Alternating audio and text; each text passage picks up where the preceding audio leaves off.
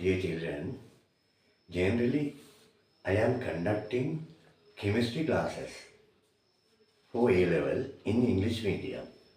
I think you had seen my videos also, right? Today I am going to explain how to answer the O level science paper successfully. So, successfully. So, I am going to give a few advices for you to be successful in your answer paper for the best results for O-level science, right? This lesson I decided to conduct in Sinhala medium because most of the candidates in English medium are Sinhalese, right? Then they also think in Sinhalese and try to write in English the answers, right? So now I am conducting my lesson in Sinhala medium, right? අපි මුලින්ම පුතා දැනගන්න ඕන A plus pass එකක් ගන්න. A plus means 75 marks for A level. But O level may be changed. Maybe come down, right? Anyway, you must think about that. 75 marks ගන්න ඕන අපි A pass එකක් ගන්න. එතකොට A pass එකක් අරගෙන අපි A pass එක ගත්තට මදි. තව A plus එකක් ගන්න ඕන. 75 above 75. අපේ වෑයම වෙන්න ඕන above 75 ගන්න. Right? So it is easy, right? මම අධ්‍යාපන දෙපාර්තමේන්තුවට සම්බන්ධව වැඩ කරන කෙනෙක්. A level, especially I am doing A level classes. O level also මම කරගෙන යනවා 3 corrections after the exam, right? ඒ නිසා මම දන්නවා පුතා කොහොමද ප්‍රශ්නයකට උත්තර ලියන්න ඕන හරියට පැහැදිලි ලකුණු ලබා ගන්න. අපේ කාලය නාස්ති කරන්නේ නැතුව, right?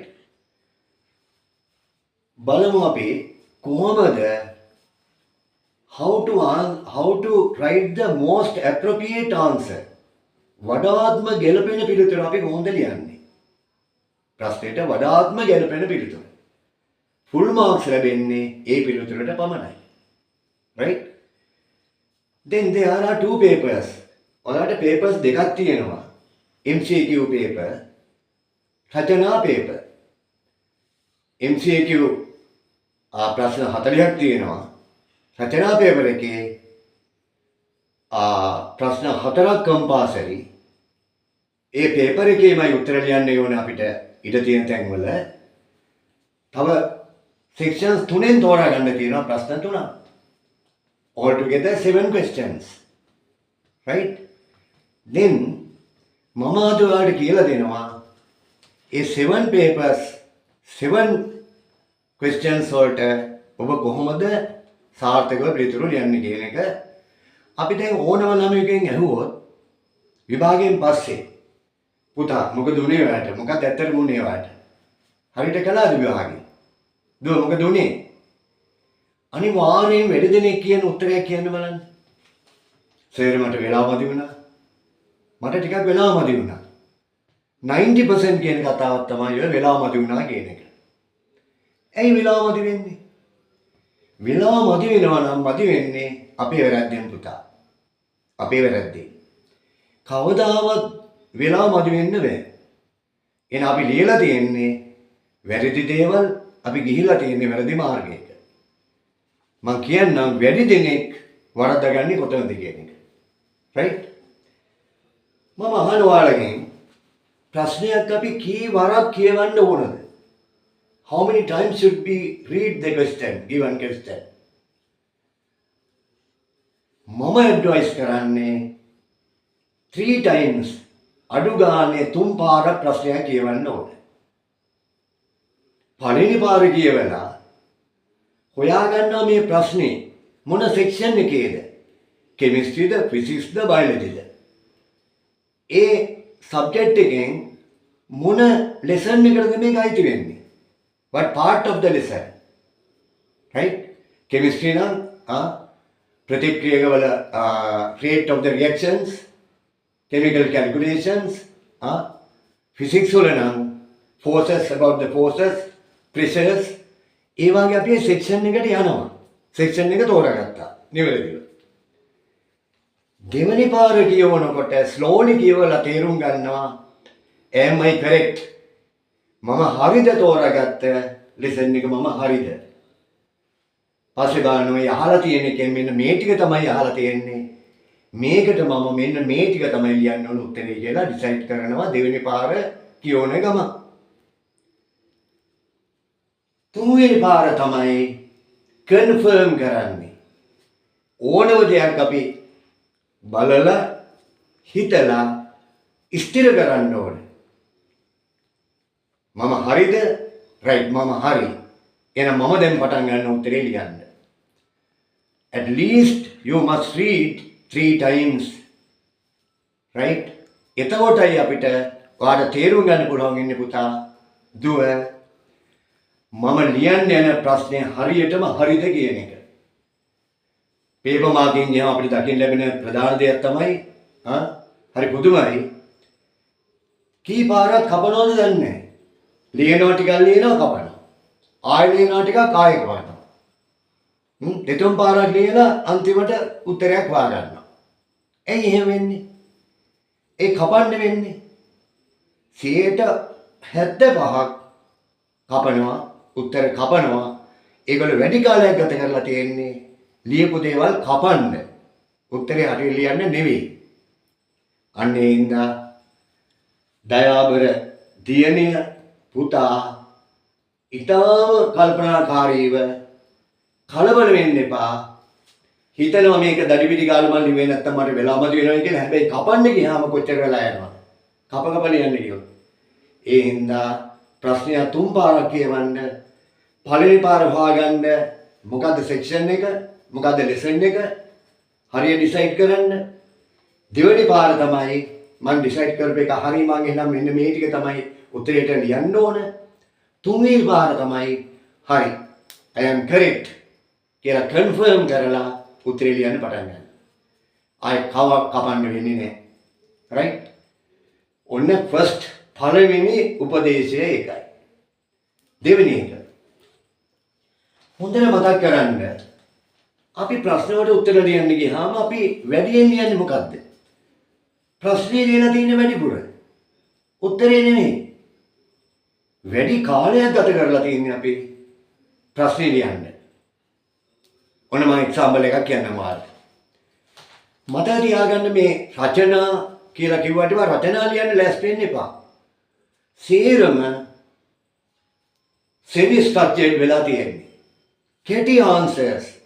You must give the shortest answer. Most appropriate shortest answer.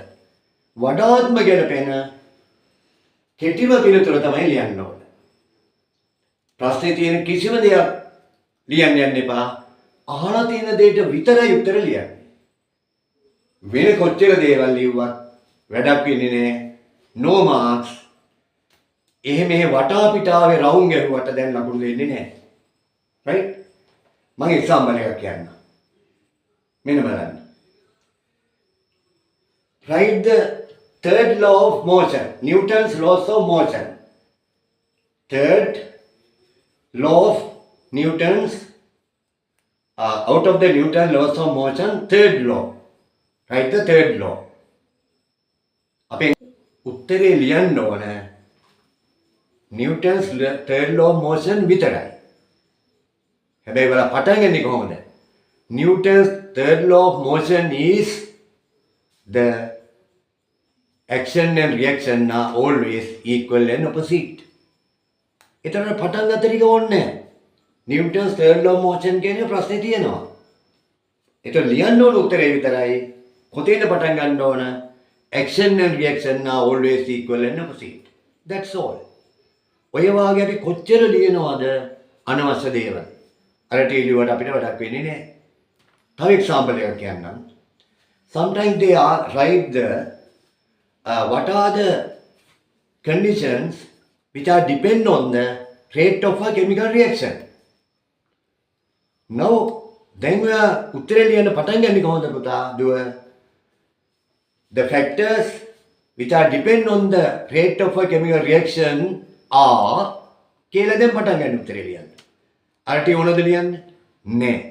වැඩි දෙනේ වැඩි කාලයක් ගත කරලා තියෙන්නේ ප්‍රශ්නේ ලියන්න, ප්‍රශ්නේ තියෙන දේවල් ලියන්න. කිසි දෙයක් ලියන්න එපා, එක වචනයක් ලියන්න එපා. ප්‍රශ්නේ තියෙන ඔයා ලියන්න ඕන උත්තරේ විතරමයි.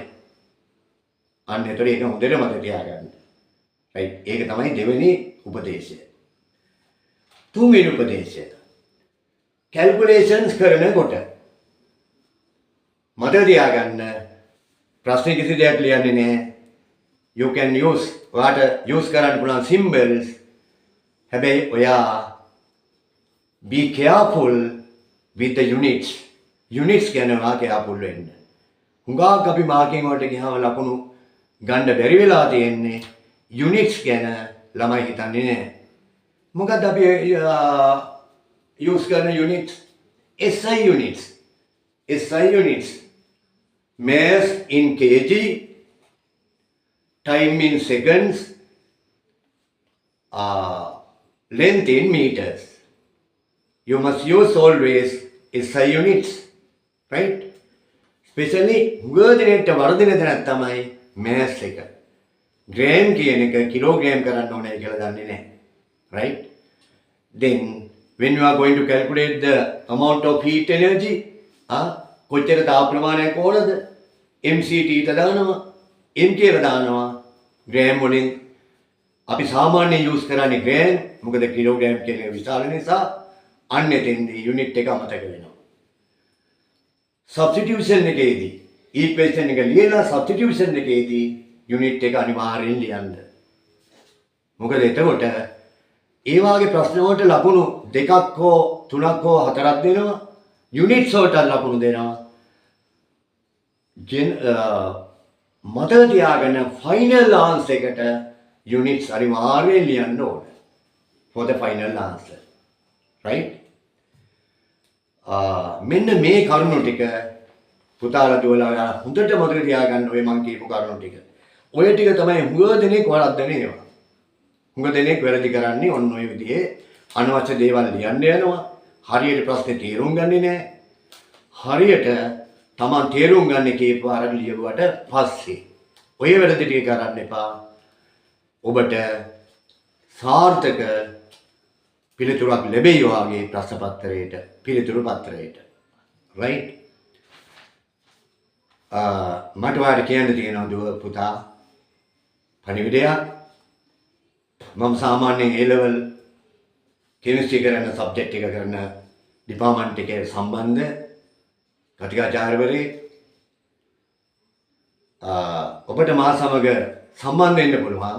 මම දැනටම English medium chemistry හා සම්බන්ධ වීඩියෝස් කීපයක් කරලා තියෙනවා. ආලා බලන්න කරුණා කරලා ඒවා. බලලා subscribe කරන්න. after the O level ඔයාලා join වෙන්න මගේ lessons එක. right? then ඔබට ළඟ එන O level exam එකේදී විජයග්‍රහණයම ලැබේවයි කියලා මම ප්‍රාර්ථනා කරනවා ඔයගොල්ලෝ පුතාලා. අපි ඊට පස්සේ A level වලදී මම ඔබ හැමෝම meet වෙන්න මුණ ගැසෙන්න බලාපොරොත්තු වෙනවා. ඔබට ජයග්‍රහණයම ලැබේවා. ජයෙන් ජය පතනවා.